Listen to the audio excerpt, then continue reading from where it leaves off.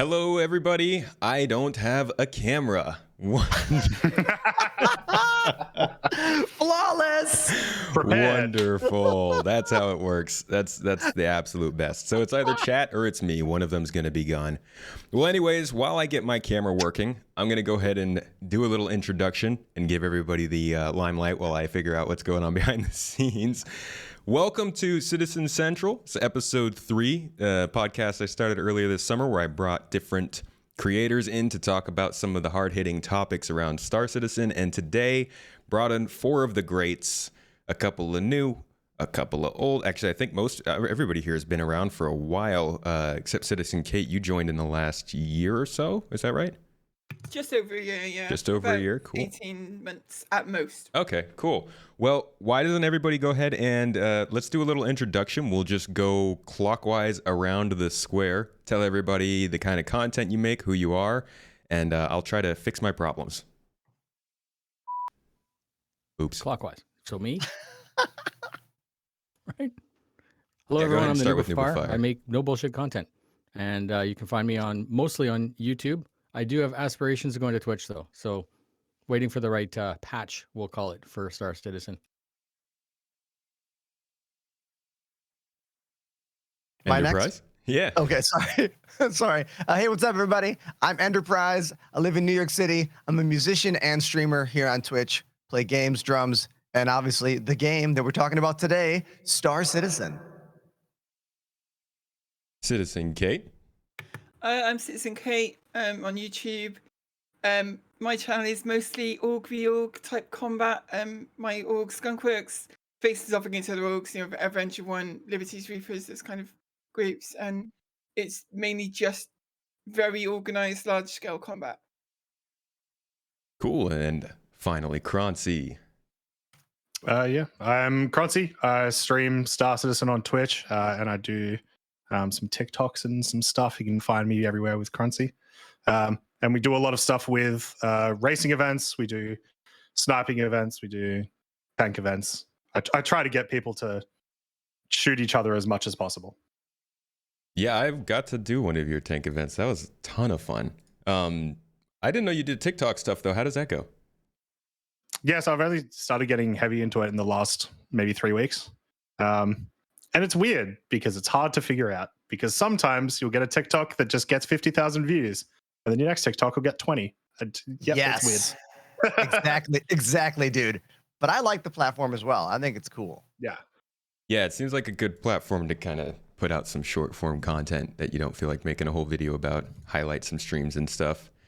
Well, everybody, I'd like to thank you so much for coming today. It's not looking like my camera is going to work. Unfortunately, I'll have to close OBS to get it to reload. These are just the pains of streaming. I told everybody here before we went live, I was like, I don't want to go live because something's going to break. And look at that. Something broke. So instead, what I'm going to do is throw a little tomato on the screen. And we'll just have to go with that for the day. But why don't we go ahead and get started with some questions here today. So the topic of the day is our confidence in Star Citizen. Now, this is a complicated and often discussed topic because we can all be honest for a second. Star Citizen has its ups and its downs, and unfortunately, it has a lot of downs. There are mistakes made, and obviously the development has taken a while.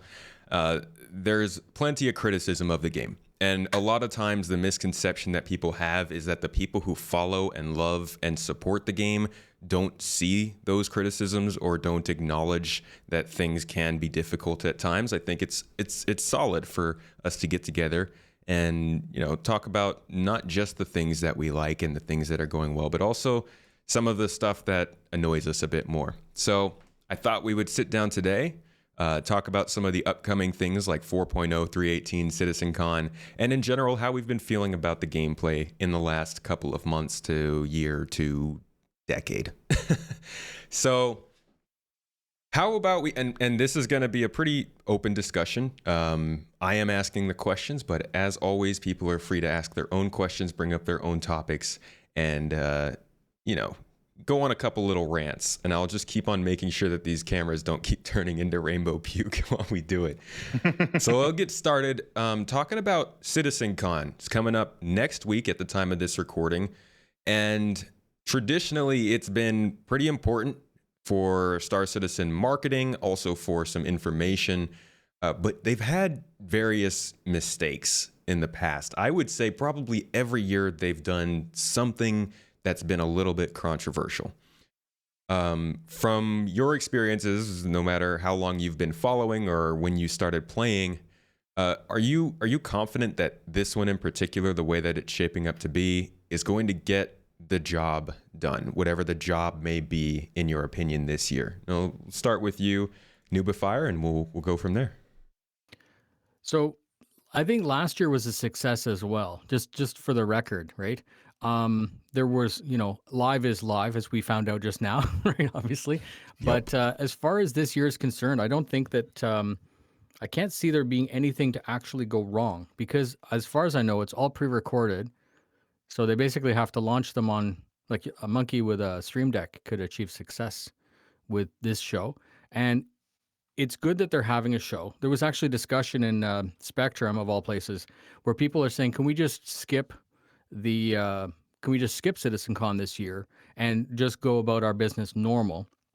I think that that's probably not a good idea, because it's obviously it coincides with a big ship sale and a funding drive and a bunch of stuff like that. So in essence, I think that I'm expecting this year's show to go well, very well, actually, without a hitch. Cool. That's good to hear. I really hope so. Technically speaking, that, like you said, it's a digital CitizenCon. Not really much that you could mess up there, we would think, but you never really know. Enterprise, how about you? All right. So I really liked last year's live event. I thought it was fun. It was informative. But my favorite and most memorable moment from last year's show, they have said, is not going to happen this year, and that's the playable demo aspect of the game. Like, do you remember last year when the 400i came down and like landed and went into that whole new outpost, and we were all like, whoa, that's an action caper, and like we were all excited? Well, they said they're not going to do that, and they gave valid reasons. They're like, we don't want to take time away from development to make a showpiece for you, and I understand that, but it is a show. It is like the showpiece that was the centerpiece for me in terms of excitement. So I am a little bummed that we're not going to get that kind of experience again. Yeah, and that's I think that's a pretty big topic, because in the past people have been like, oh, they've had the keynotes where they've done things that were wildly outside of the scope of the game at the time, or even now, and that kind of rubbed people the wrong way. Do you think that they're kind of avoiding some of that possibility with avoiding the keynote this year, or is it just kind of a time saving? That's possible as well. This game always has a lot of hopes and dreams hung on the corners of it. And there are community members who have been following it for like a decade plus at this point, if we're really getting into it. So I understand the why. It's just, I'm bummed to not have that kind of excitement, mini carnival kind of moment. Yeah, it's still gonna be fun though. I'm excited to hear the panels, and like we get to see Jared probably. And who knows, maybe Chris Roberts will make a little appearance and be like, hey, remember me? Bye. So that'll be good too. And I'll be hosting from the Equinox land this year in Ohio, flying over there, and that'll be fun. Considering this is like the, I guess, 10-year anniversary, it's the 9th CitizenCon, I think, if you count 2020, but like the 10th year anniversary, it would be kind of weird if Chris didn't make an appearance, right? He'll be there. I just don't think for very much, unless they surprise us. Just have him walk past the camera like, hey, okay.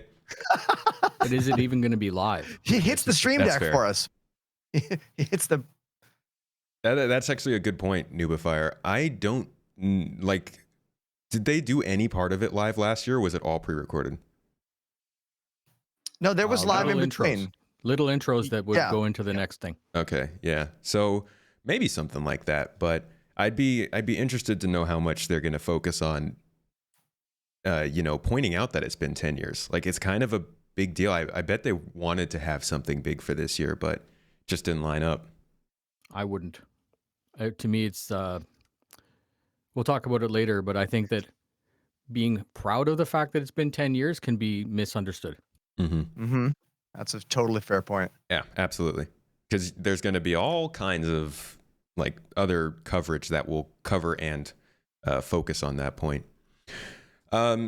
Citizen Kate, you've, like you said, been here for about 18 months, so you're fairly new to the cycle. I don't know if you were following the game before you jumped into it, but what are your takes? What are you expecting with this show? So I wasn't following the game really before I started playing it. Last year was my first CitizenCon, and I really for me, like what Enderprize said. For me, the actual in-game preview stuff was like the highlight for me, and it was really, I loved the spectacle. The technical stuff, there were people in our org who were like super excited and they totally understand all that stuff, so I get why it's there. I don't understand any of it. It goes over my head. So for me, it really is the spectacle stuff and new ships and things like that I like to see. But I really enjoyed CitCon last year. It's my first one, and so it's very. I like the fact that Star Citizen has these kind of big events every year, and there are like key calendar dates that you can get excited about. But I also feel that, as you guys are saying, I feel like they are probably going to want to draw attention away from the fact of how long it's been in development. That's fair. So you would consider yourself somebody who's more focused on like playing the game rather than looking at the actual development, like the guts of it? Oh, absolutely. Yeah. I Okay. mean, if CIG come along and they say, we're going to make this thing, it's going to make the game better, then they've got my support, absolutely. But like if they start going into detail with it, or it just goes over my head. I actually really appreciate that perspective because I constantly focus on the development, and I like to hear from people who are more looking at what the game is now and how it is to play. So that's good to hear. Croncy, how about you? Yeah, so I'm still excited for this CitizenCon, but at the very least, compared to last year, which was my first CitizenCon as well, because I've only been with the project for about 3 years, it's nowhere near as hype. The 318 release is a little bit further away than we would have liked. Whereas last year, they released 316 or 315. I don't remember exactly which batch during CitizenCon into PTU. That was really, really hype. They showed the 400i released straight there. That was really hype. They had the keynote. That was really hype. This year, it's just a large ISC. So it's still kind of cool. It's still going to be cool to see. And hopefully there'll be some surprises there. But I mean, people need to treat it just like a large ISC. That's all it's going to be. That's a perfect segue into like the next question is really what's the point of, because it feels like it's kind of changed over the years, in my opinion. The early ones felt like they were just kind of filling time and making sure to celebrate the date, and then it kind of got into marketing mode a lot with some of the stuff, especially some of the demos they were doing. But now, like you said, it feels like a long ISC, kind of just informative. Do you feel like that is really what they want it to be now, or do you think they're missing the mark on what it should be? I think that is a one time only. I based on the way that they've talked about this CitizenCon, it does seem like they do want to make it a larger thing again, like it used to be back before I backed. And it's just this year they don't have the opportunity to, or they don't have the interest in spending the time on doing that until they have more to show. So next year, I think it'll be a larger situation. Well, first off, it's likely to go back to live next year, but it's probably going to be back to that sort of hype next year. But we also hopefully have a whole year of massive hype with Pyro and whatnot. But yeah, I think the non-physical aspect of it takes away a lot of that hype for people. I mean, obviously flying out to a place to get together with all these people you've been talking to and never get to meet is like a big part of that. But they also, I remember one year they had like the 3.0 patch was available to play early. Other years they've had like these big figurines or gosh, I don't even know what to call them. They had like the life-size dragonfly you could sit on and all these events going on. So definitely that physical aspect of it takes away. JR Fabrication, I think, made that huge dragonfly. Yeah, that was it. Yeah. And they've done a couple of different things that show up there, but it always gets very hype when it's physical, and these digital ones feel a lot less so. Noobifier, what do you kind of feel is, or rather should be, the goal of the event right now? So I can compare. So I was actually at 2016 when they showed us the first mission, like 3.0 release. We were supposed to get a vertical slice for Squadron 42, and at the time we thought that we were going to be getting Squadron 42 soon, so it was appropriate to to hype it. So as much as it is a marketing tool to show people what the progress is, like you said earlier on, it's fine. You hype up what you're going to get. Now it's kind of weird because it's almost seen as bad to hype up because there's no date. Before we were like, okay, it's going to release in 2016, it's going to release in 2019 or whatever. We had a goal. So now it's kind of like the company is worried that they're going to hype something and then they won't be able to deliver and it'll backfire. That, I think, is why there are no more timelines, or why we're not seeing Chris, because it's like every single time we see something, we're reminded how far we are, but how far we need to go still. I don't think I answered the question, but hopefully that was interesting. What do you think? Do you think that's the right thing to do right now? So right now, without a date, I'm pissed off that we're not getting a full show, but I understand that I can see why, right? I would, as much fun as I joke about, what Jared talks about on Inside Star Citizen, I don't want his job and I don't feel I can do better, just for the record. So the reality is, who am I to say what the company should be doing, right? I can be as critical as I want about everything they're doing, but they are making millions of dollars more than they made last year.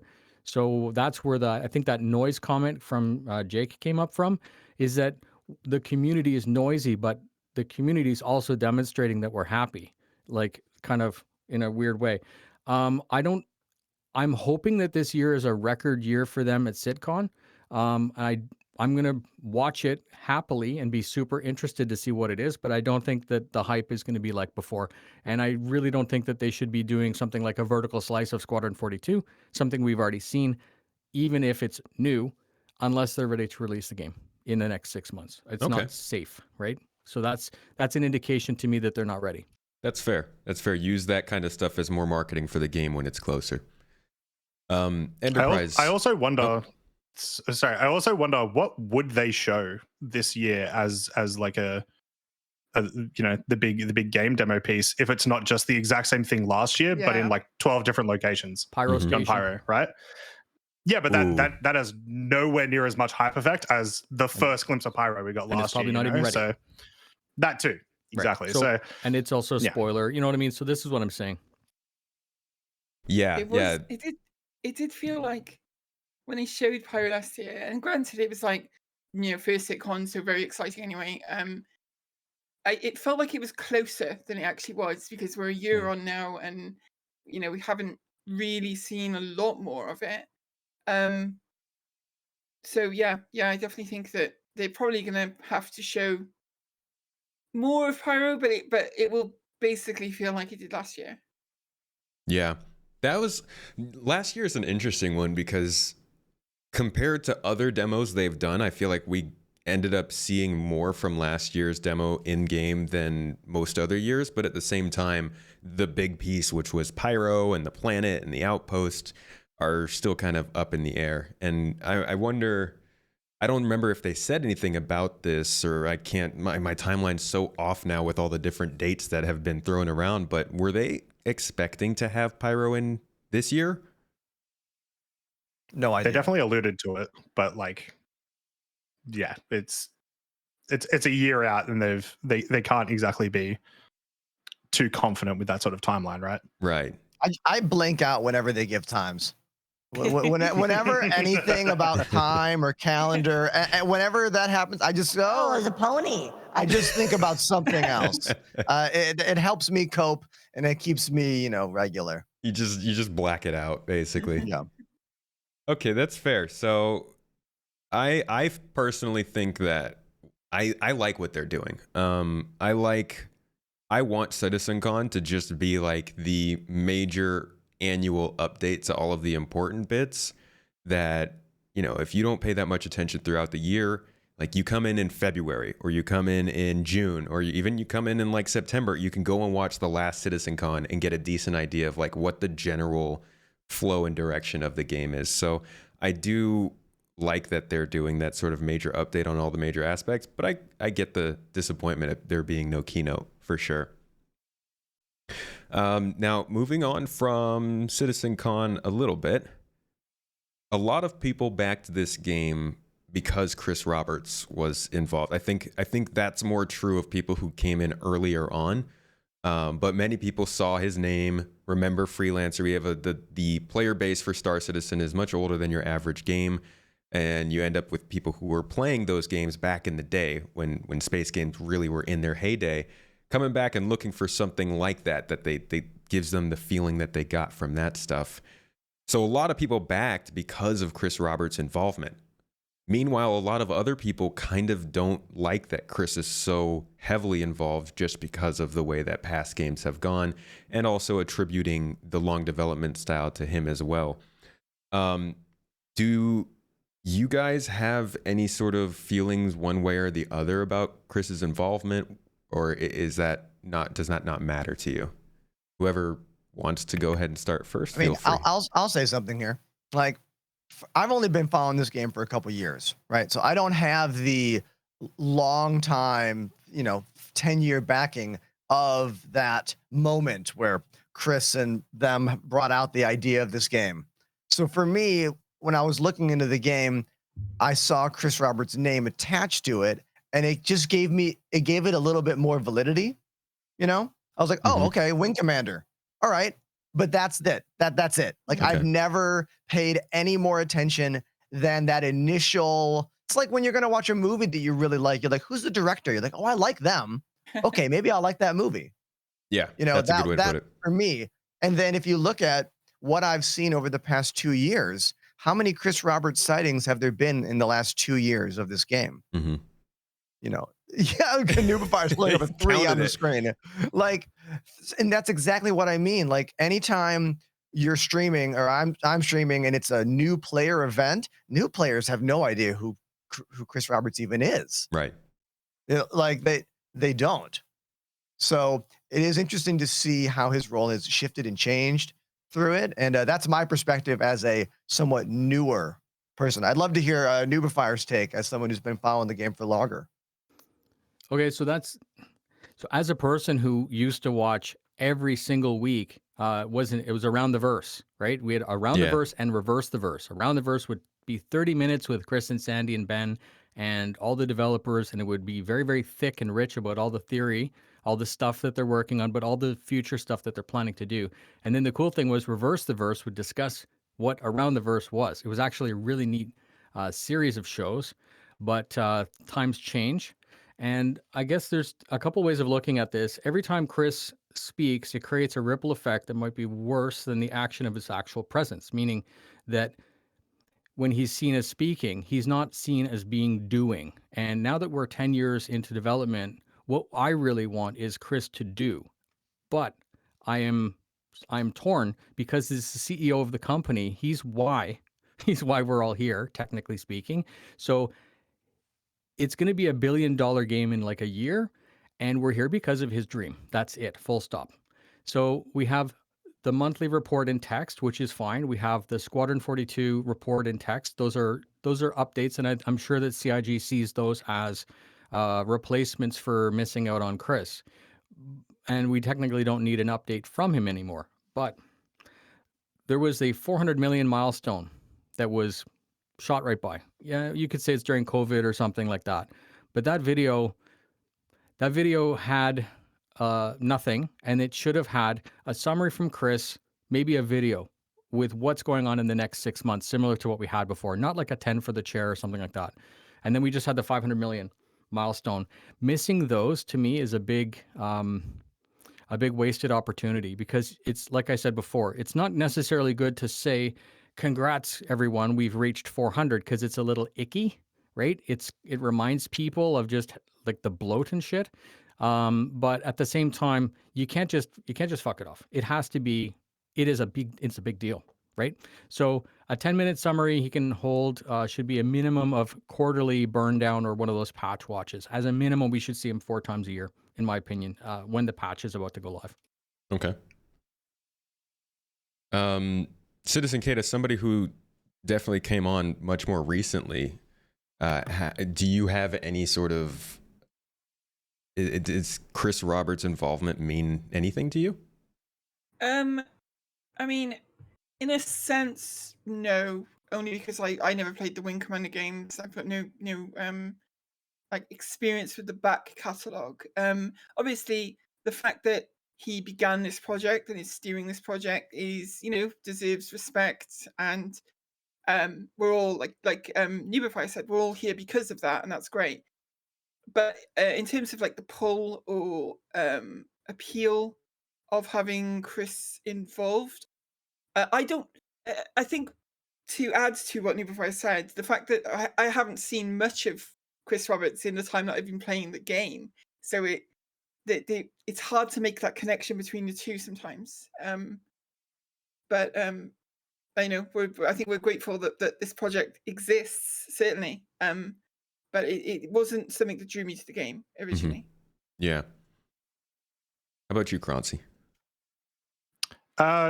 Chris is kind of nothing to me. Other than just literally being the CEO. Yeah, like I don't have the association of like really anything with him because I backed late. I'd never even heard of him before getting into Star Citizen. And honestly, like if he was more hands-on with the development, like let's say he was like specifically like lead character designer or whatever it might be, then maybe I would like care a little bit more. But yeah, for me it's kind of I am indifferent to whether he does anything publicly, because I think they have so many developers and they have so many talented people doing media relations and doing videos and stuff that it just doesn't matter. Yeah, I think, dude, you nailed exactly what I said. Like that's the first thing I said. Like new players kind of don't know it, and dude, that was perfect. Great job. Well, okay, Chris is not dead to me, guys. I need quote him, tweet, please. Quote tweet. But that's, I mean, what you say really, like it makes sense. You see Jared every week, right? Most people think of Jared as the face of the project. Yeah, love Jared.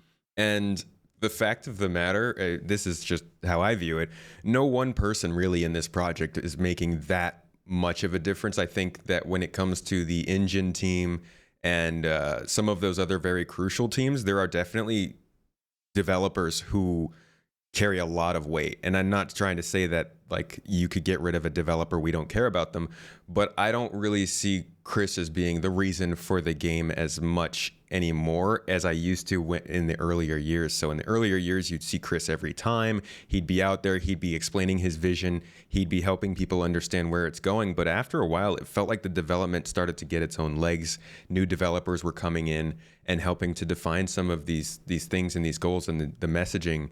And like you said, Enterprise, I think that started to remove the effect that Chris Roberts being attached to the project was attracting people, and it was more about the actual game itself. I backed, I think in 2014, but I didn't even know who Chris was when I backed. I didn't know who Chris was for like a couple years after I backed. I was not paying much attention, and I just came here for the space game, and I think a lot of people are doing that. But it's always interesting to hear that being the decisive part of what people think of the game. You go into any discussion about this game and you can find a comment saying, hey, this Chris Roberts guy is on it. Remember what happened with him in Microsoft back in the 2000s? Or, oh yeah, Chris Roberts is making it, and I love what he's done with his previous games. It's a really strong part of the draw or the dislike for people. I always find that very interesting. Now, going towards the time that it's taken, we've mentioned the 10 years quite a bit already. This game has clearly gone far past the scope, scale, funding, the dates that were all planned previously. And the 10-year development cycle has caused a lot of people to say this is going to be a failure. If they're at this point 10 years in, there's no way a game is going to come out. Do you guys think that this is still on the path of being something great? Or are you kind of just hoping it's an adequate space game that finds the finish line at some point? I still think it's going to not just be a great game, it's going to be the game. Because there is a game. I play it every day. We play constantly, all the time. There is a game there. It's a bit anemic at the moment, but there is a game there. And maybe it's, again, memories are really dangerous coming from Elite. It still blows my mind, even with the bugs, even with problems. And we have times that are better and times that are worse for bugs. But even with those problems, it's still absolutely mind-blowing when I play this game. Every single time I go into like Yale or something, I have to look. If I catch sight of the sun and the horizon and the mountains, it still makes me go like, wow, every time. And it's been over a year. Yeah, the bugs part. We're gonna talk about that in a little bit here, but I think that's a very also, like, besides the 10 years, the bugs is like, it's so buggy, it's worse than Cyberpunk, and that definitely is a big discussion. Croncy, how do you feel? Where is it headed? Are you confident in that? Well, I am easy to please, but I'm kind of yet to be disappointed with most of the patches, right? And so because of that, my faith in like them having releases that are enjoyable and continuing to have releases that are enjoyable is pretty strong. Now that could change. They could change in literally 2 months with 3.18, but at the very least, yeah, I think it's going to continue. I mean, we've seen at least one part we've seen is that we've gotten way more players and we've gotten way more funding in the last 18 months than we had previously, like ever. So people are still joining up, people are still playing, and they're continuing to play. So like that's something, you know what I mean? Like, but they're doing something right. And so that's an interesting point too, because do you think that all of these people who are joining because of what they think the game will be, or because they see how much fun they can have now and they're just interested in playing it at the moment? I don't know. It'd be a hard one to figure out, but I'd love to know. I'm always curious of that, because there's two different views. You know, some people are here because they know what it's going to end up being, but like Citizen Kate said earlier today, like, it is a game. You can play it and it's fun, and that's why some people jump in.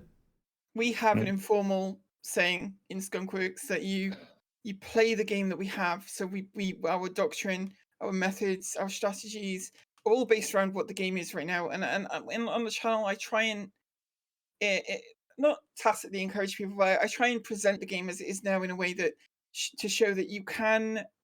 There's a lot you can do. There's a lot you can do, and a lot of it requires requires a lot of organization. Like most of what we do on my channel is either org v org stuff or task force v task force stuff within the org. And if you've got some creative people and some committed people who are willing to spend time getting people familiar with the game and training them in basic skills, and you can end up with some really amazing and memorable battles even right now. There are problems if you're playing the game by yourself, I think, that are much more apparent than if you're playing with a big group. But I think that coming from games like Elite Dangerous or Armor, which is a game I played before Elite Dangerous, where it is very sandboxy and kind of open world, and there's not like a clear objective to things. If you can go into Star Citizen as it is right now with the mindset of I'm going to make my own fun, it's like a toolbox, and it's got a lot of potential at the moment. So I think that right now, as it is right now, there is a game in there. It may not be the game everyone wants at the minute, or it may not be the game that everyone originally is expecting or is waiting for, I suppose, at the moment. But there is a game there. Mm-hmm. I think Kate and I have a really similar viewpoint on the game. Like, the idea of playing the game for today and being hopeful for tomorrow, but focusing on today, I think is very important. Yeah, I think there's a balance to hit there for sure. Noobifier, what's your take on the trajectory, and what are you kind of expecting to see? So I'm gonna basically go over a point that you brought up earlier, which was all these new people are still coming in, and like what's driving that. I'd like to talk about that first. I was Okay. watching a stream with Salty Mike, and he did come up with a thing. It's like CIG is fantastic at releasing these beautiful cinematic trailers that are running like 1,000 frames per second and have no graphical errors and stuff like that. And the point was, he's concerned that if you only saw that and you saw all of the hype, you may decide to buy the game and then be catfished, I guess is the way of looking at it.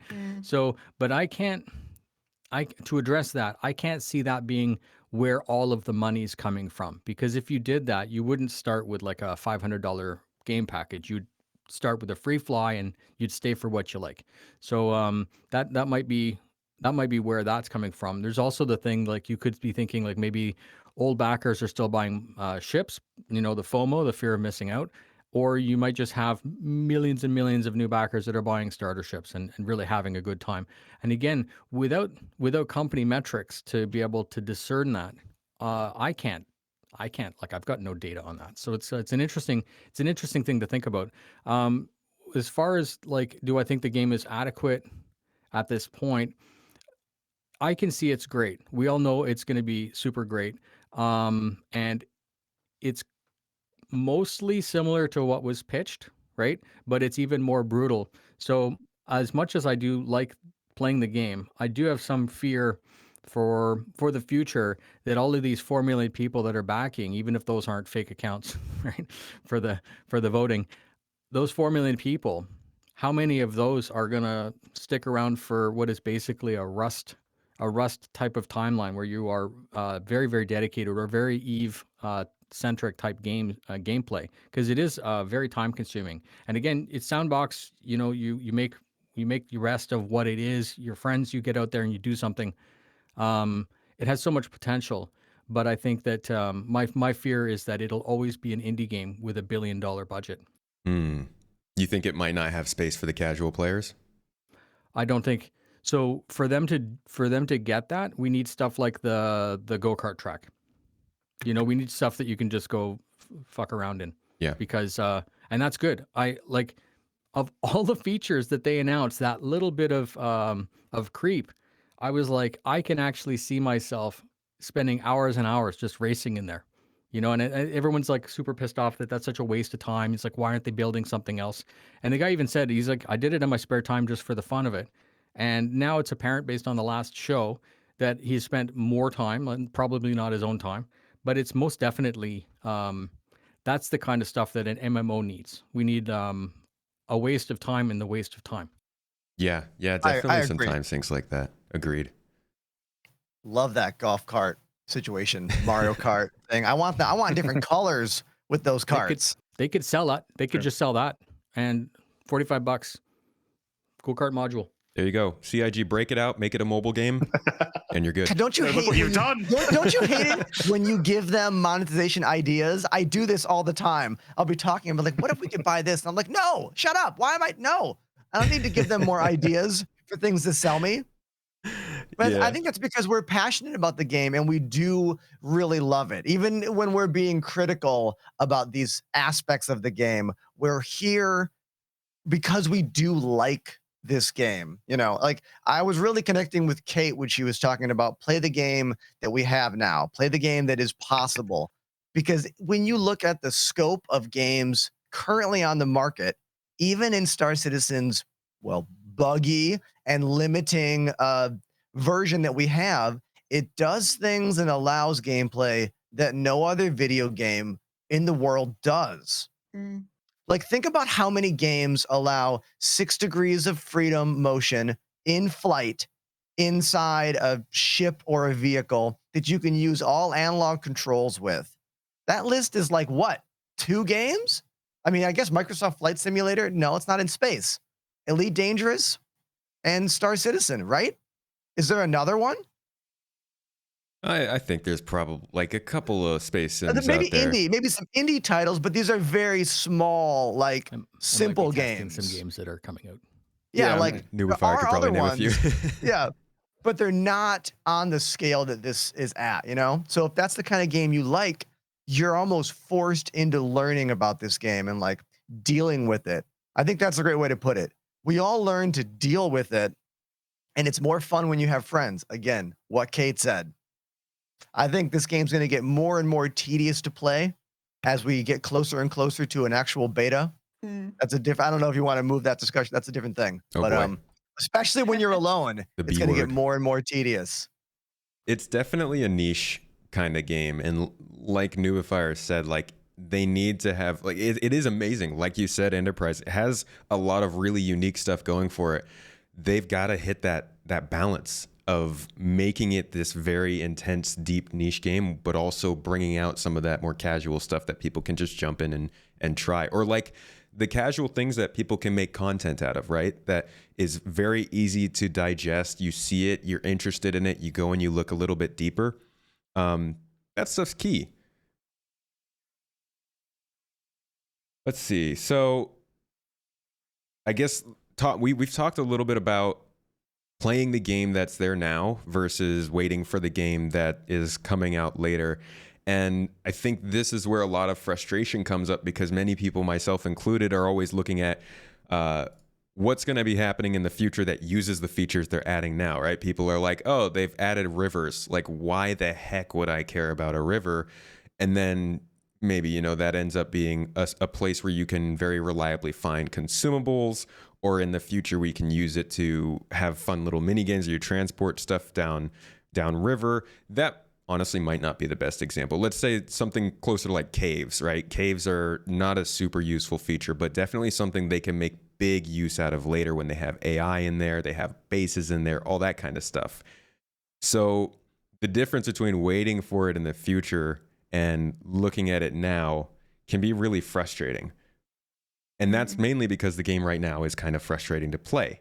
Now, I think this is going to be really interesting because we have people who have been playing for a while versus people who have been playing for, Kate, like you said, only about 18 months.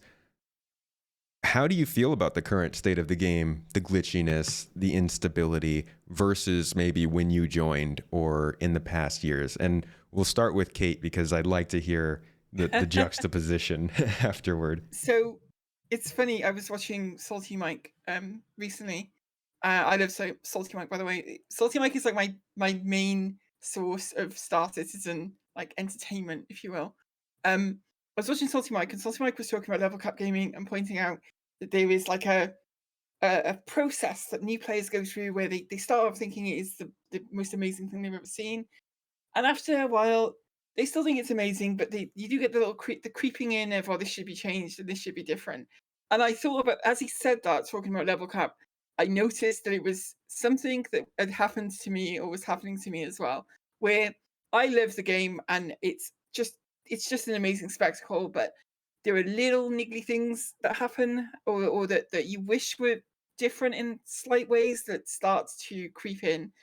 A good example for me is we need a compass for ground troops. It's driving me nuts. Oh my that gosh, yes. ships and gravlevs have them, but ground vehicles and ground troops don't. Just put a number on the screen. It doesn't even have to be anything flashy. Just put a number on the screen that's got our heading.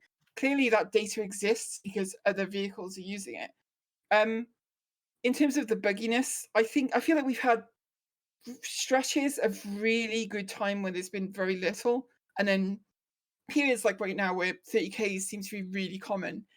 And I also feel that going back to what something that Noobifier said on the previous question, that it's important that we show honestly the bugs that are in the game and the problems you can face, so that people who maybe will come in after seeing your content are making a properly informed decision on that. Because the CIG promotional material obviously never shows that for good reason, but obviously they'll never show that the reinforcement shuttles never work, for example. I've never seen one of those work properly. But yeah, I feel that over the past year, sorry, I got a bit sidetracked there. Over the past year, the game has improved a lot, but there's still a lot of bugs, and we went through a period a couple of months back where it felt like the bugs were a lot less common than they are at the moment. Yeah, it definitely can jump back and forth depending on the patch. I'll wait until the end. Croncy, I want to hear what your take is on this. So do people forget the bugs we had 2 years ago? Do people forget the bugs we had 1 year ago? Like the game becomes so much more playable every patch. Of course, there's still issues. There's 100% a thing. But anytime someone brings up, it's like, oh, but the game's so buggy right now, it's unplayable. It's like, I used to have to reset the game every 30 minutes and still had fun. I'd point that out as well. I was enjoying myself. Right now, like this very moment, I think there's a little bit of a lack of bug fixing because of persistent entity streaming, and the fact that that's going to cause its own problems and its own QA time, as well as there's very likely to be bugs that you could fix in the game right now that will return with PES almost definitely, or things that's just like it's not worth putting the time into because of PES coming out. So yeah, I don't know. That's sort of my take on it. Like the bugs seem to leave for the most part. Some come back, but Freaking overall it's a net NPC plus, chairs right? calling you out. Yeah. Oh, dude. One of the most persistent and annoying bugs. Actually, it's not that annoying because it doesn't affect your gameplay, but I mean, it does though. Like I'm gonna jump in here, and I first of all I'm gonna be positive first, like the others have been, and I'm gonna say that it was only a year ago that I had a full 7 or 8 hour stream without any crashes, and I got to the end of that stream and I was like, well, wait a minute, you guys, did we just not crash the desktop once today? And it was like this moment, this like shining moment where I was like, oh, it's possible, right? So the game is way more playable right now. Clearly, we know this. But talking about those chair NPCs, I was mentioning yesterday on stream that seasoned players. Whoa, I've been up for an hour. Okay, seasoned players. We play this game with blinders on. We focus on the shit that we want to focus on, and we ignore these periphery things, because if we look at them and talk about them, we will get stuck. And the NPC chairs are one of those things that I have to ignore. There was a moment yesterday on stream where I took a screenshot because I was looking at a screen that said out of order and 4 chairs with 4 NPCs all standing on those chairs. So every chair in view had an NPC on it. And I was like, if we showed this to any new player, they would think this game is a joke. And I think that's hard to simultaneously appreciate everything in the game, all the beauty, all of its detail, all of its nuance, and acknowledge some of those glaring bugs like that, and then just move on, Yeah. Mm-hmm. Yeah. I don't think it's a case of just, yeah, you go ahead. The what you were mentioning was during Jump Town. Do you remember when there was T-posing naked people? Oh my God, yes. And the headless T-pose dudes. You learn to phase it out yourself, but like whenever someone was watching a video, they'd be like, why is there a naked, like headless dude just there T-posing? Yes, it forces this meme moment into these things that should be really cool and exciting. You're totally correct. Croncy, what were you going to say? Yeah. I may have lost my train of thought. Oh no, my fault. I did it. Well, in the meantime, Noobifier, I'd love to hear your take because you've been at this for a long time. You've seen some of the worst of it. So 3.0 released, and it was a slideshow, and it was funny because everyone's like, "My God, it's super slow, and I'm going to go buy a better graphics card." And it didn't help. We still played it, and there was one patch. It was like, I forget what it was, but it was like you could actually hack the game and go offline, and that was the first time when you released the connection to the server. There was no NPCs, there was no nothing. It was just you. It was the first time that the game ran like 70, 80 frames per second. And all of it made sense because the little bit of motion blur made sense. Like it all just worked. That one thing, tide me over for the next 10 years, right? Like I definitely can see what's being built, and I understand that it's all optimization. I actually made a video about that, and it still gets hit because people are still trying to get better frames, but it's because they're playing on potatoes, not because the game isn't operating well. If you give this game enough CPU, it's actually quite stable, and it's actually quite pretty. So the 5 FPS from 3.0, that's gone. And again, we do forget. We forget the bugs, we forget the achievements. And I'm not proposing that we should start making videos about all the shit that we had to deal with that has now been fixed, because we should forget about it. But people need to be reminded that there is progress. So, for example, we forgot the large quantity of desync that we had in PvP. They have added aim assist, which I was originally upset about, and they added a lot of smoothing, which I was originally upset about, because it is easier to get hits. And the skill, from my perspective, has been reduced. But is that still a problem 10 years into development? Would I rather them screw around for another 30 years to wait for technology to address it? Or am I okay with a more muted experience that works reliably? Hopefully that answered your question. Yeah, no, I think it's good to remember just how bad. I mean, that 3.0 to 3.3 was miserable, and even since then, obviously there are plenty of bugs and there are plenty of missing features and stuff. But like you said, it's easy to forget. Like, a lot of people forget that it was just a few years ago we couldn't even send money to each other, and just like the little things like that, whether they're bug fixes or features.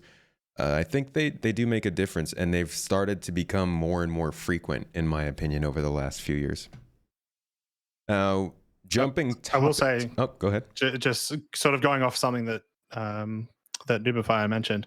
I will say, for a lot of people that seem to come into the game now, it's actually less. The thing that's stopping them from playing is less about bugs anymore. It's less about is Star Citizen a scam, and it's way more about performance. And every game that anyone wants to play right now can basically be run on a potato PC, right? Like Valorant, Fortnite, these games are extremely popular. That's the games that people want to play, and it is people that are playing those games that still want to come over to Star Citizen, but they just can't. And yeah, it seems to be more performance than anything else that's actually stopping them from playing. That's a good point. I enjoy that the conversation around this game, or maybe 3 years ago, was very much about like what the future is going to be, a bunch of theory crafting, kind of also is more about like ship sales and the whole scam talk and all that. Whereas now it's kind of shifted more towards the actual game design and, like you said, performance. The conversations feel more real. They feel more interesting and less like they're going in circles. We still go in circles, and particularly piracy and PvP focused conversations, but the conversations change. You're right. And speaking of conversation changes, bam, I love a good segue. We're going to switch it up a little bit here. So from a development and communication standpoint, how has this year been going, in your opinion, compared to previously? Anybody could go with this one. Ooh, I've got it. So because they don't tell us what they're doing anymore, and we don't actually have any timelines, it's very difficult for me to answer that, because they've very likely internally achieved everything they wanted to do, but there's no pressure or pace to continue development because there's no pressure or lack of money. So again, I'm not saying that the developers are taking their time, but I am saying that it does appear out externally as if there's no pressure to actually build quickly. I do think they've made progress, but based on what stadia, what marker, right? That's fair. Yeah, and the common criticism, a lot of times you'll hear the argument, "Hey, they're making so much money now. Why would they want to finish the game?" Not necessarily what you're saying, but same sort of strain, same idea. And I don't. To be fair, I don't think that that's the case. I don't think that they're just slacking off because they see the money coming in. Mm-hmm. I just think that it looks like that. Yeah. Enterprise, how about you? Communication this year, better, worse? I mean, I don't have that many years to compare it to. Like and I do agree with Noob a little bit. Like it does seem that there's no fire behind anything. Like clearly it'll be done when it's done. This aspect will be there when it's there. Some ISCs I get really excited about. Other ISCs I watch almost on autopilot, and I just like phase out in my brain. Not every episode keeps me on my toes excited. Mm-hmm. I find these days the episodes of ISC that get me excited are when they're more future talking, or like, for instance, yesterday's kind of talk over all the different things and like what's happening. Like I was so excited yesterday watching about those new ravines, and I'm thinking about, can we jump a PTV Dukes of Hazzard style across this chasm? Can we do that? Like, and then that got me excited because that's living in like a box. I'm not worried about, is the game done? I'm not worried about where is Pyro. I'm being distracted by the shiny, and I'm okay with that when I know that's what's happening. Right. Kate, how about you? Obviously this is like a long-term question, but I'd love to hear like what you think of the communication as a whole since you've joined. So I was literally just thinking about this a moment ago, because obviously I don't have any previous years of following the game to compare to, but compared to Frontier Development's communication in Elite Dangerous, Oh boy. CIG are amazingly transparent, like amazingly so. Like I agree with Noobifier that the lack of dates for things means that like it's hard to judge, progress and when things are coming out. But the fact that they inform you that these things are happening and what they're working on, and that at some point something, X or Y will be coming, is night and day when compared to the iron curtain of information that Frontier Development likes to put up. I've not really followed Elite Dangerous too much, but it did feel like they had to warm up to communication a lot more in recent years as they were feeling pressure. Yes. They like everything to be a super secret, and they enjoy that far more than anyone playing the game is enjoying it. Do you think that that was good on their part? Do you think that helped them or hurt them? Oh, hurt them, certainly. Mm-hmm. I do not like the way Frontier communicate with their audience. Okay. I think Kate and I were both really involved in that game. Okay. I didn't even know you were playing it that much, Ender. Did you did you switch over? I've got a plaque on my desk right now from like FDev. Like I think what Kate was just saying is they never said anything. They would never say anything and be super secretive. And then when I came over to this game, I was like, wow, they're so communicative. Again, what Kate said. They're like, whoa, CIG tells us stuff. They talk to us. They talk to us. Like, I think that shift was really kind of like a whirlwind for me getting into this game, seeing that night and day difference. Yeah, I think I go back and forth with how I feel about their communication. Sometimes I'm like, hey, come on, do better. And then every once in a while I remember, I'm like, all right, compared to some of the other games I've followed, I mean, it makes sense, right? How much money they're bringing in, how much they're trying to do, how long it's been. Like, obviously you need to be very open with it. But it's easy to forget if you only follow Star Citizen that it's really hard to get that kind of coverage from other games. I feel like AAA studios and bigger studios have only recently started to learn how valuable that is to kind of key their audiences into the development. It's marketing, though. If they didn't do it, we wouldn't have a game. Like, yeah. This would have never. It was community engagement.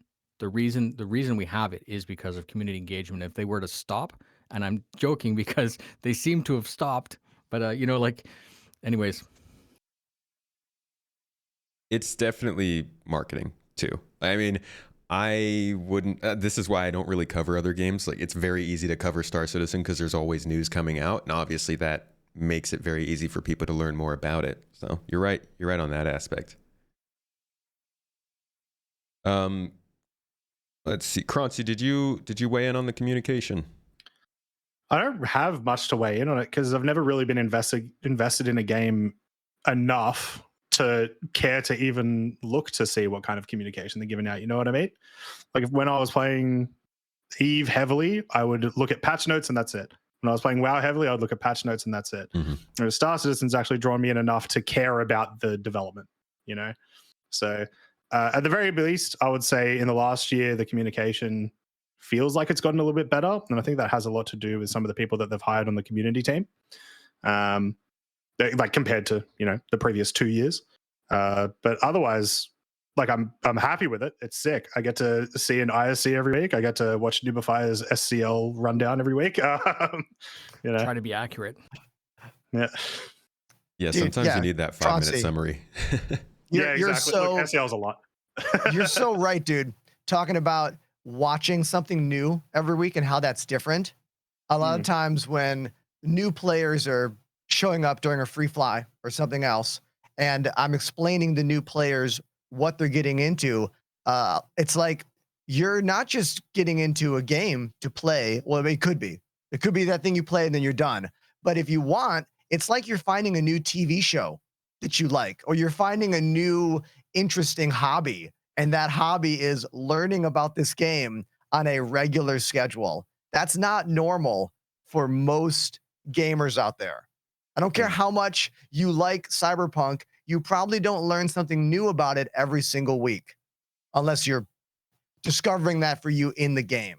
Yeah, I always look at content creators for like those kinds of big games and the videos that they put out and how they put them out, and I realize just how much harder it gets because of that, in terms of the B-roll, in terms of the information, in terms of the pacing. Like it makes a big difference that you're constantly getting reminded of it every week, and that just kind of goes back to what Noobifier was saying about it being good marketing. It's always on your mind. Now, talking more about communication, particularly, 3.18 is coming out soon, and the communication surrounding the patch, persistent entity streaming, the details of it in general have been a little back and forth. And we were told that they were hoping to get it out to Evocati, I believe, or out onto the PTU by the end of September, which today, as of the day of this filming, it's not looking like it's happening unless something happened while we're here filming. That would be very unfortunate. But it was communicated to us that it would. Now, in terms of that kind of thing, do you prefer that we were told a possible... Now, it obviously wasn't a promise, but it was a suggestion. It was a hope. Do you prefer that they said that and then came out and told us, hey, you know, we said that, but it's not going to work? Or do you wish that they had just not said anything and gone for it? Can I take this one? Yes. If you go into Chris Roberts' letter that he did, I think it was in May, Yeah. they were talking about 3.18 not coming out until Christmas. So it's unusual. It's good that they did that. They said it, and they basically told us that it's going to be like a 3-month-long Evocati because they're adding so much stuff into it. And then more recently, they had the Pez show, 1 hour live, where they spoke back and forth about how if it works correctly, we as the end user won't even see it, but they have to do all this testing and stuff like that. So before anyone answers specifically to time, I would like to mention that we are in advance of what their original idea was, which is a positive. And I'm not trying to be like a white knight or something and defend the developers, but remember I said that it doesn't seem that there's any fire, and then I contradicted myself. They're obviously trying their best to do stuff, and I think it's very, very complicated. But someone said correctly, Disco just confirmed that it would be like mid-November. So we're still not on your super fast track. We won't see it for CitizenCon, if that's what we're getting at. Right. I will say though, in that same letter, just to sort of like mention it because we're talking about the specific dates, they did also expect to have 3.18 in Evocati by the end of July, and we're a couple of months after that now, and I'm okay with that. But like it has continued to get pushed, and So- that does concern me with how PES is doing in the back They end. addressed that though. Yeah. They said that they're putting a lot more polish on it before it goes to Evocati to make the Evocati not 3 months. So it seems as though, yes, they basically could be seen as lying because they said we're going to just launch it and let Evocati screw around with it. But I think from a developer's perspective, and I'm not a developer, right? What am I to know? But the longer you keep it and polish it internal before you throw it out there, you could see that as not a waste of time, right? You launch something that's more close to a release candidate, and then they polish it rather than just experience bugs forever. And it is core gameplay. Like it's removing an entire, the middle part of the entire game. Anyways, I'm gonna stop talking. No, I mean that's good stuff. It's the whole timeline about 318 is very interesting, and I think it's a really good example of how the communication works, how it's perceived, and how it can kind of shift throughout time. It's a really good example of the problems with making those announcements and the craziness of the technology they're working on. Did anybody else have strong feelings about that communication in particular and how it came off and how it's been followed up? I mean, back to what I said earlier today, whenever I hear a date, it goes in here and it goes out there. And I just carry on and don't look at the guys on the chairs. So just, you know. I keep Because trying. otherwise I'll go crazy. I'll get too angry. Like I know me and I'll get mad and I'll get negative. And when I get negative, my metrics don't do as well. People don't like me angry. I can't pull off that Yamix vibe. I love Yamix. I Yamix love that with the as he calls it, the drive-by content. Yeah, so I try to ignore the dates and don't even think about Evocati ever. Yeah, I've been trying really hard to avoid the estimates and stuff in my content, and I keep falling for it. And I'm like, oh, gosh, I did it again. Mm-hmm. Yeah, I get what you're coming from. That could be That a is whole also channel 'cause- now. Time Watch. Star Citizen Time Watch. You know, this is a whole thing. We can make a Doctor Who tie-in, but not really because we don't want to get sued. It's out costume changes. Never mind. This. Yeah, you can figure it out. Just call it Citizen Who or something. Ooh. There you go. Yeah. Copyright. Put it down. All right. Well, that being said, it sounds like everybody had had their thoughts put out about that if they had any. I'll just add one more thing. Sure. With the communication about 318 specifically, I am happy that they are telling us, like, hey, maybe not this week, Evocati, whatever. Like it's going to take us a little bit longer, and this is why we're doing a little bit longer. But it feels like they're in such a like rough spot of, if they say nothing, everyone gets mad. If they say something and they're wrong, everyone gets mad, even if it's just it might reach it this time. And so it's just the whole conversation around timelines is awkward regardless. Yeah, it is. Overall, the answer is everyone gets mad. Yeah. Kate, did you have any thoughts on it? I think that what Croncy said is spot on, is that people have different capacities really for delays, right? Like some people want to know a date and then they hold them to that like completely rigidly. And then other people understand that there will be technical hiccups and possible delays and are more understanding to that. For me, it's it'll be here when it gets here kind of deal. But I agree with Croncy that CRG, they're not going to be able to please everyone. Yeah. And we saw from what I'm seeing, the reaction is pretty good, where just I think maybe last night over here, I don't know, it depends on your time.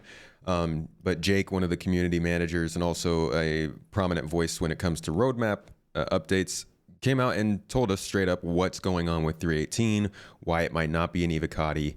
And it seems like people were pretty satisfied with the straightforwardness of that and want to see more of this conversation. Hey, we know something's going on. If you tell us, we can digest it and move forward with it. Was that something that you guys enjoyed seeing? Yeah.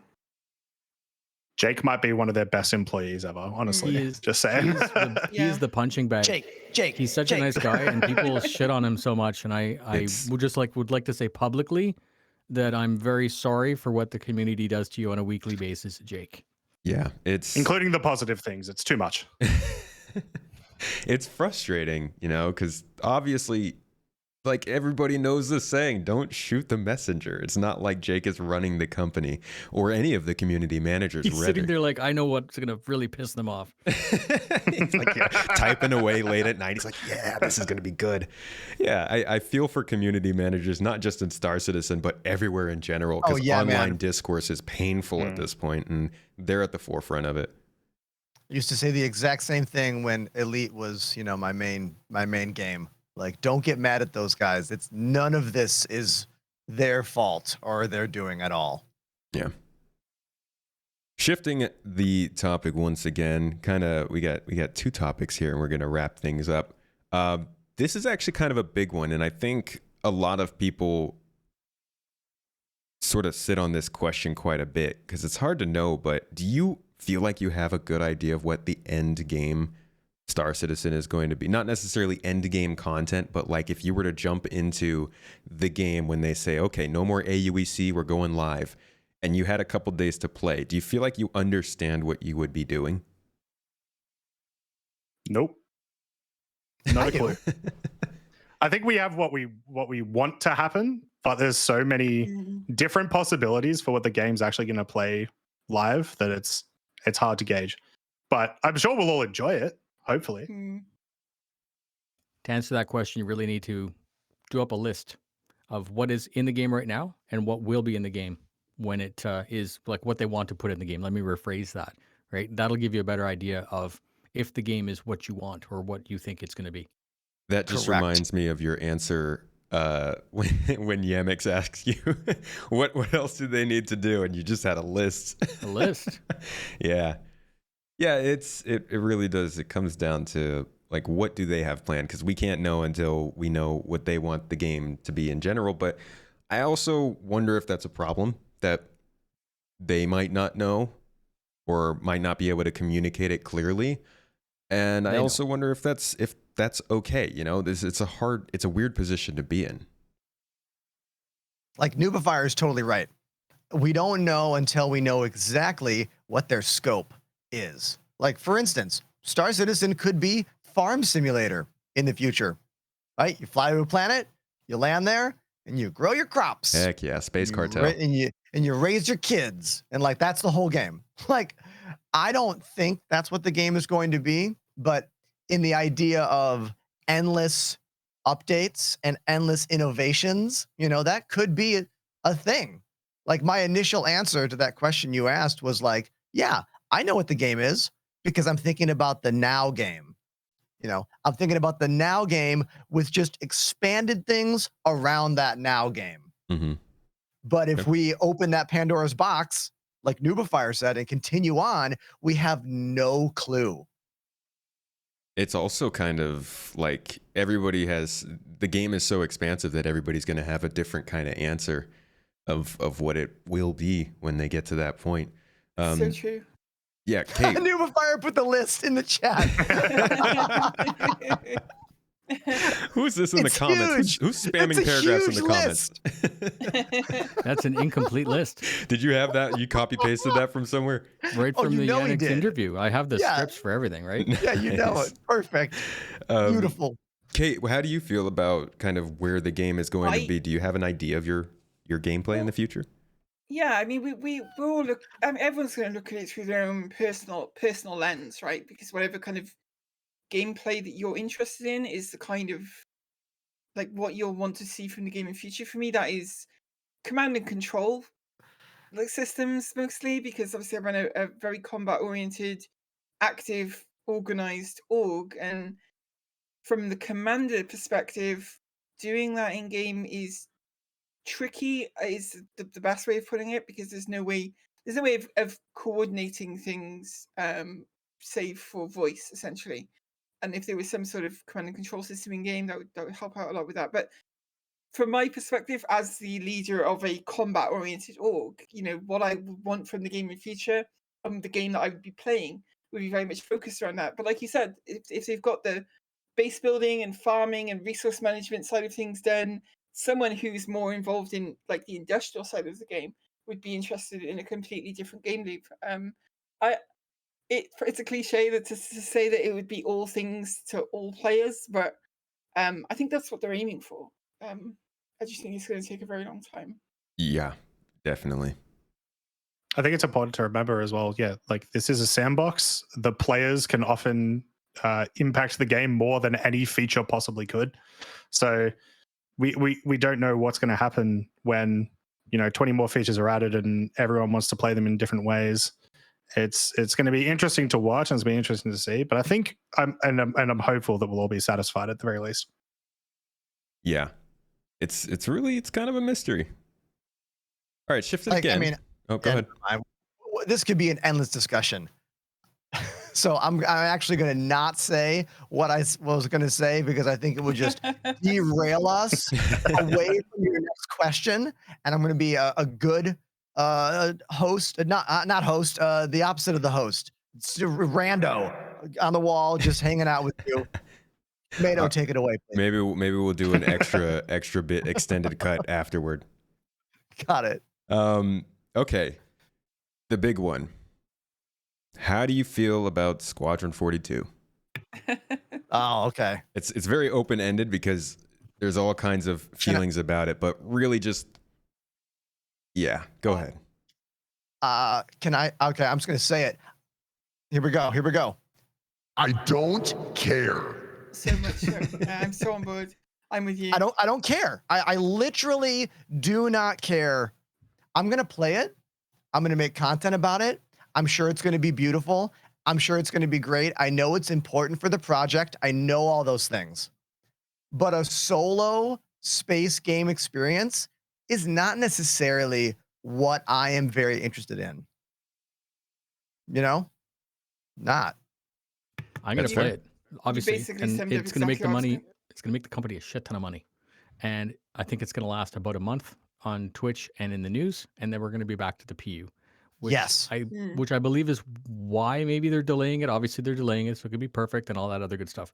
But there's a secondary hypothesis here, and that's that they're delaying it so that the PU experience is going to be better because it's going to bring all of these. I'm just going to say all of these people. It's going to bring a bunch of attention to the game, and then people are going to want to try the other thing, and then they 30K. So it's got to work. Yeah, man. Totally. Exactly. Yeah, that's a good point. It'll be active marketing and big fundraising for Star Citizen. I might be the only person that's actually excited for it. I think it's going to be sick. I think it's really hype. I do enjoy single player sci-fi games, right? All that sort of stuff. Obviously, yeah, I will only play it for a month, right? Like I'll finish it and that'll be done. But I think it's really cool. The only sort of gripe I have with it is, did they have to hire every celebrity in the world to play a role? Like, I can only get so excited before I'm just like, oh, okay, it's just Mark Hamill, whatever. Who cares? I've seen 20 of him in the last 5 seconds. But I am actually excited. I think it's going to be cool. I don't know how necessarily I feel about the priority on Squadron 42. Obviously, you guys were just sort of talking about it, about how that brings people into the MMO world. But yeah, I'm excited for it regardless. And Kate, what do you think? I never thought about it in terms of what Noobifier said, and like hearing it described that way, it totally makes sense. That Squadron 42 will be a gateway for a lot of people to the PU, and so if they come from what presumably will be quite a polished single player game to a currently still quite buggy PU, yeah, that would be a bit of a shock to the system or put some people off. I'm not interested in Squadron 42. I mean, Enderprize summed it up perfectly. Really, single player games are just not the experience that I'm looking for. Of course, I will play it, but I'm not excited for it. The only way I'm excited for it is in the capacity it has for assets to be released to the PU. That's it. That's fair. And I think a lot of people are kind of like, hey, like Enderprize said, it's important to Star Citizen, so I care about it. But besides that, not really. I'm personally more on your side of things, Croncy. I'm very excited for it. I come from a single player background. I played RPGs and different types of space games during my childhood. I never played an MMO before Star Citizen, so that's kind of new to me. But also, Board Gamers in chat mentioned it's a very, very good opportunity for Star Citizen to prove to the world that they can actually make a game. And it'll be nice to see them put something that they consider finished and polished out so we can understand what it is exactly they're aiming for. it's scary, but it's also exciting, and I'm looking forward to the game. How have you guys felt about like the delays though, or not the delays rather, but like the release dates being so off? Because that a lot of times when people are complaining about Star Citizen missing release dates, all that stuff, they're thinking about Squadron 42 and how many different times they came out and said, I mean, 2015, they were telling us, oh, it's coming out next year. All the missions are done. We just got to polish them up. 2016, they were saying, well, you know, most of the major tech is done. We just have to do this and this and that. 2017, they were saying something similar, and it just kept going and going. How do you... I'm going to state the obvious on this one. Sorry, I really want this one. Yeah. So originally Chris was talking about a super tiny game, and we all know that, right? And it's expanded. And Chris is the kind of guy that if he says that you need to have procedural damage, procedural components, and all of the pipe system and everything, all of that in Squadron or in PU, he's going to want it to be in Squadron 42. So that's why 2016 came and went, because there were no planets, there were no nothing, and then we have planets. Now we have to add that to Squadron 42. It has to be, think of Squadron 42 as being on the menu and something that's cheaper that's going to make someone want to get into PU. And it has to be that calling card. It has to be representative. So the flight model has to be dialed in according to Chris. The procedural damage, the procedural tech, all the shaders, the lighting, all of it. So everyone's saying like, well, Squadron 42 is like a baby version of the PU, but we don't have those systems in the PU yet. So they can't be in Squadron 42, right? Yeah. So Star Citizen kind of held back Squadron in a way. It's also paying for it though. All the ship sales are paying for Squadron. Yeah, so it's a weird relationship. What I think is interesting about Squadron 42 is that, you know, it's really a game that is going to be much more for the masses than Star Citizen PU is. Like I think about what's that game? Starfield, right? So many people very excited about Starfield, but those are not simulation space gamers. Like what we have like what, almost 300 people watching us right now. I'm going to say one thing that probably triggered every single one of you, and that is press X to land. That was the detail in the opening stuff all about that game. And I was like, that's what regular people want. It is. That's what regular people want. I could argue that's what I want. Like, there we go. I'm a big fan of Fallout. So is Squadron 42 going to be press X to land? Is it going to be that easy to get into? Because it's going to be that gateway to the PU. So how much simpler is Squadron 42 going to be to Star Citizen? Because people talk about this day where maybe people role play online playing Star Citizen in the way people role play Grand Theft Auto. Well, if the game is as hard to play as it is now, that will never happen. You know, like, what is Squadron 42 actually going to be? How difficult is it actually going to be to play? Those are things I'm very curious about. Does it bother you that we don't know that yet? I know. We don't know. How much farming are we going to do in Squadron 42? Do I need to think about the future of my children that I have in Squadron 42? Like, is a financial future? Like, we don't know. Yeah. Yeah. I definitely want to interject real quick and say I saw Noobifier say it. I'm going to play Starfield so much because I'm in the same aspect. Like I said earlier, I grew up on RPGs. I grew up on single player games. Freaking Oblivion was like one of my favorite games of all time as a kid. And I wish that I think it was going to be Prey 2 that looked like it was going to be that next bet for me. It was like a cyberpunk space game where you were a bounty hunter and then it got scrapped. But like that, Star Wars 1313, both of those around the same time were rumored. And that's what pushed me into Star Citizen. And as much as I love Star Citizen for what it is, and it has introduced me to MMOs and this new passion I have, Starfield is also going to be a different experience that I really want to do. And I do hope that people can see the difference between the projects and appreciate what both of them are doing well. Croncy and Kate, though, did you guys have any feelings about kind of where Squadron is and the communication and sort of lack thereof around it?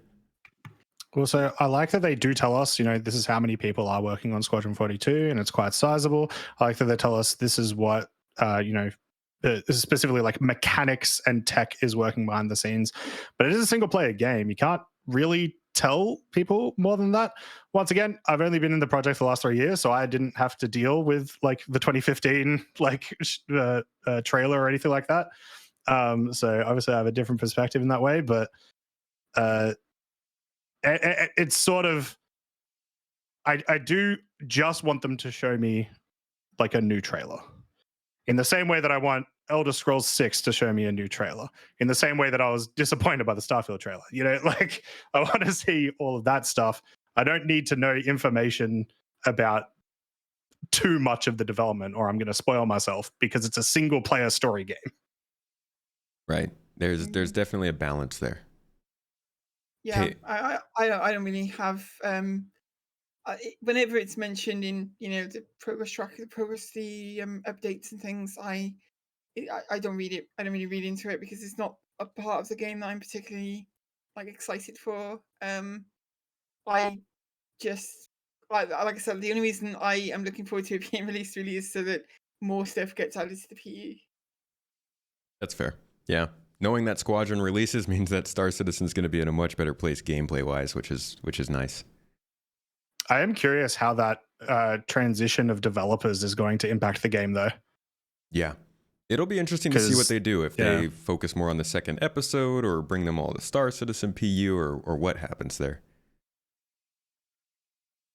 So, to finish us off, I would like to ask, I guess, the question that is the whole point of this show. We've dilly-dallied around the topic itself, but your confidence in Star Citizen as a whole, moving forward, what they've set out to do with this game is ridiculous, and it's grown a ton over the years to, many people believe, to its own detriment. But how do you feel about where it's headed, where it is now? Are you confident in this project? Do you feel like it's in a good place, especially compared to other years? What's your take? And we'll start with you, Noobifier. So that's a really hard question to answer without sounding salty and cynical, first of all. So I need to preface everything that I actually love the game and I want it to be very successful and everything. When we're talking about its future success, obviously my biggest problem is development speed, right? The lack of that. Plus, everyone says it's super transparent, and Jared's doing a fantastic job, but it's not really transparent, because somewhere on someone's list there is an actual Gantt chart, a real roadmap that doesn't stop in a year. It keeps going, and it's kind of, I know why they don't do it, because it burns them all the time. People don't have enough respect to look at that and understand. But at the same time, let's say Chris came out tomorrow and said, listen, ladies and gentlemen, the game's not going to, Squadron 42 is not coming out for 4 years, right? Poof. Interest might drop down. People might be less interested in buying ships. Who am I to say that? So the irony is, let's say Squadron 42 were to stop tomorrow and the game were to stop tomorrow. It's still successful because the game didn't invest any money in it, and 500 people were hired for 5 years. You could look at it as being a success regardless, but that's not good enough for me. I actually want to play the game. Right. I really much want to play the game, and I think it's super important that if you're not happy with playing the game, you go play Starfield for 6 months and check in every once in a while on Star Citizen. This is a young person's game, because I've actually lost 4 people from my org in the last 2 months who were not young men or women, but they've basically died waiting for the game, and I know there will be more. That's a really negative way of answering your question, isn't it? That's dark. I know. I'm sorry. But it's not so I'm bad. sorry But it's to hear real. that. But yeah, It's totally it is. real. It is. It's been. I mean, and that's something you could say about a lot of games in general, but it's definitely noticeable with Star Citizen because people joined so long ago and never got to see it come come to fruition, and I'm really sorry to hear that. Condolences to your It community. definitely sucks. I'm trying to help out with their family and manage their ships, make sure that they got access to their fleet.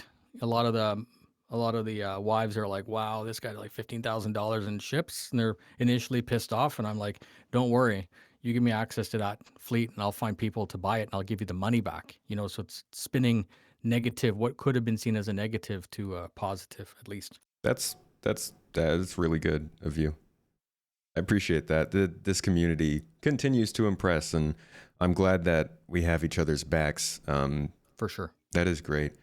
We all get it, right? We all know yeah. what we got into. Yeah. So in terms of your confidence of where it's headed, not necessarily in terms of success, but like what you want to see, what are you leaning more towards? As long as they can get space combat. Space combat's what drew me into the game to begin with. Arena Commander, if they could have sold that, they could have sold that for $45, I'd still be playing it. So yeah, the MMO aspect of it is all very, very good. If they can get the space, the flight model dialed in, which they need for Squadron 42 anyways, it's going to be really good. If you ask me that question after I've played Squadron 42, I'll be in a better position to answer it. But I am optimistic that it won't, that I'm not going to wait, that all of this was not going to be a waste of time. This is going to result in something. Just when will it result in something? That's fair. Enderprize, how about you? Okay. All right. So I'm going to make an analogy about this. And I'm first of all going to say that I am not a video game designer of any kind. I'm not an engineer of any kind. I have never done anything in a technical way. I've actually learned more about video game and game design in the last few years following this game than I ever knew about it, right? But I have recorded dozens of albums. And when you are going to record an album, you need to have a plan when you start for every single song, right? How many guitar tracks are on this song? And you make a chart. Usually we'll draw it all out. Here's all the songs, all right? And then every time you get something done, you check it off. Oh my God, vocals are done on track 1. Oh, sweet. Is backing guitar done? Oh yeah, it is. Hell yeah, right? And you check off everything and you see it. I don't know what that list looks like for Star Citizen. And because of that, I go back and forth between like optimism, where I'm like, dude, it's going to be the best game in the world. It's going to be the everything game, the alpha and the omega. You know, like I think about how it's going to be all things for all people, and that's cool. But then I'm like, man, I just want to play a dogfight sim that actually works, like what Noob was saying. So I think ultimately they can keep me interested in this game for years and years while they build their perfect universe, as long as I'm having fun during that process, you know? And I think the desync we have, the awkwardness, the teleporting NPCs, the teleporting players, like as that gameplay gets ironed out, and again, I know it's background tech stuff, I think the better that tech gets, the more I'm able to enjoy the game we have today, and the more willing I'm to be patient and wait for this everything game. Because otherwise, they need to scale it back. If it's going to be another couple years of, I didn't like Siege. Can I say it? I hated Siege. All Siege showed me was how far the game is from being done. Like, if I want to play an FPS game, there are FPS games that are beautiful to play. I'll go play them, which is what I did after a couple hours of Siege. I was like, man, I got to go play Warzone. I got to go play Apex. Like, if I'm having an Apex-like experience during the Siege, then I'm having fun and I'm having a good time, and I can be patient about where they're going. So they either need to find a way to make the gameplay more similar to modern titles right now during that process, or start scaling things back so this game can get out sooner. Okay, that's a fair take. Kate, how about you? I have complete confidence in the project. I think the timeline can make you feel a little bit down. You know, you look at the rate of ship releases and you think, well, it's probably going to be several years before we see some of the truly, you know, big ships, the truly exciting multi-crew capital ships in game. So there's a long way to go. It seems with the timeline and with the technology, like Enterprise was saying, it's difficult to if you've got a big org and you've got the infrastructure to set up PvP events all the time. Like we run probably 4 or 5 big PvP events and training events like every week. But if you don't have that, if you're like a single player coming into the game and you've got AI that don't respond or aren't very challenging, or certainly aren't very immersive, I can understand why some people come in on a free fly and then go away thinking, oh, it's nowhere near complete, or it's nowhere near enjoyable yet. I think that the tech needs to be ironed out, and hopefully when Squadron comes out and more developers get put back on PU, ships come faster as well on planets and systems, and but I've got the confidence. I just feel like the timeline is going to be long. Yeah, I think that that's where I am, at least. I'm uncertain about the timeline, especially given the past 7 years, but I do feel like they're headed towards something truly special with this game. Croncy, what do you think? So I have a lot of confidence that they can make fun experiences, like my favorite event, Siege of Orison. Just crying a little over here. Anyway, so yeah, lots of confidence that they can make fun experiences or give us the tools to have fun experiences. I am undecided if I am confident in that they can get the game to the scale that they want. And a big decider for me is going to be Pyro. If they can release Pyro and it's good, awesome. Then I am 100%. Otherwise, I'm waiting for that to see. Yeah, agreed there. I think for me, it's Quantum. The economy system is really where I'm like, can you guys actually do that? And then after that, it's how many star systems can you do it with? There are aspects of the game that I'm definitely like waiting for it to be proven. But like you said, a fun experience is almost a guarantee at this point. It's already pretty fun if you can find the right gameplay for yourself. So that pretty much wraps everything up. We went a little bit long today, and we got Star Citizen Live coming here in a couple seconds. So what I'll probably do is end this, and then we'll throw the raid towards them whenever they go live. But I'm going to throw on the ending screen and just say thank you so much to everybody who joined Enterprize, Noobifier, Croncy, Kate. This was a great discussion. I had a lot of fun with it. I think we got a lot of great opinions out of this. Chat, thank you as well. Also great discussion. You guys kept it pretty clean. No fights. I like that. Well, a couple little fights here and there, but I think this was a really great discussion. I appreciate you guys coming on. And before we head off, one last time, if you could tell everybody where you can find yourselves, we'll finish up with that. So starting with Noobifier. I'm on YouTube mostly. I am planning on streaming Star Citizen to Twitch, so if you want to follow me there, you can witness the epic failure of my first stream. Very nice. I'm excited. Is it going to be the same Noobifier sort of niche? Are you doing like a 10-minute stream? Compact the whole thing? That would be hilarious. I have been streaming on Noobifier 2 on YouTube, which is car, but it has nothing like car racing and sim and everything. Has nothing to do with Star Citizen. I'm deliberately not putting off-topic stuff on Twitch because that's not what people are following me for, and it would be really bad. So again, stay tuned. Cool. Go ahead, Enterprise. All right. So I stream on Twitch 4 or 5 days a week. I'm also on Instagram, TikTok, YouTube, Twitter. Just Google Enterprise and you'll find all the things. All the sites. Come by. We'll talk. You can tell me that I'm wrong about things or tell me that I'm right about things. These are both valid options. See you soon. Citizen Kate on YouTube. Couple of videos a week. It's mainly, like I say, large scale battles. Jump Town done right. Come and check it out if you want to see some crazy Star Citizen action.